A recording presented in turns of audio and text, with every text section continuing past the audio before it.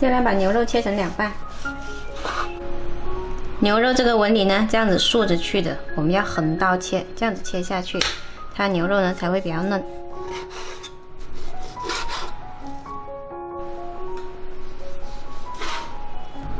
35块钱买的牛肉切出来好多，留点下来，明天煮粥喝。再来切点姜丝，加入1勺生抽，一点点胡椒粉，再来淋入一些比较浓稠的淀粉水，再来加一点食用油，腌制20分钟。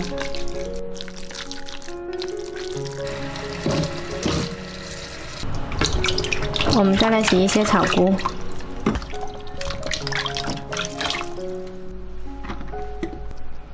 草菇给它对半切开，再来切几块胡萝卜，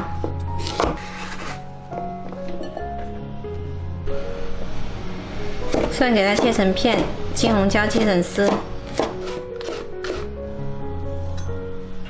我们来取个砂锅，加入少许油，先把蒜片放下来炒香，然后把草菇跟胡萝卜放进来，这样子慢慢炒，把草菇跟这个胡萝卜呢炒出香味来。再小半勺盐，再来淋入小半碗开水，盖上盖焖2分钟。牛肉来加入1大勺沙茶酱，搅拌均匀。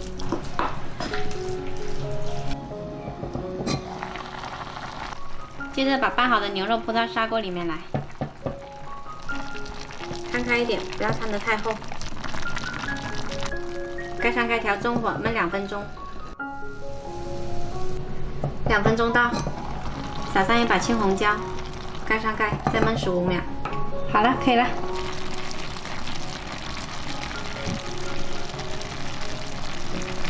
再来把芹菜点缀一下，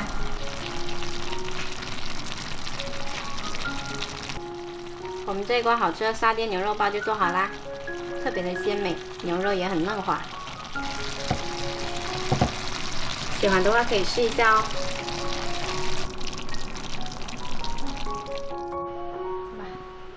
今天君君又有小朋友晕倒了。你们班有没有？有。女生多了。男生。直接就晕倒了。今天都不热啊。直接眼睛一闭就倒地上。吓死了吧？这样子啊？晕倒立马让我叫来就叫来，起来，没事的。然后眼睛。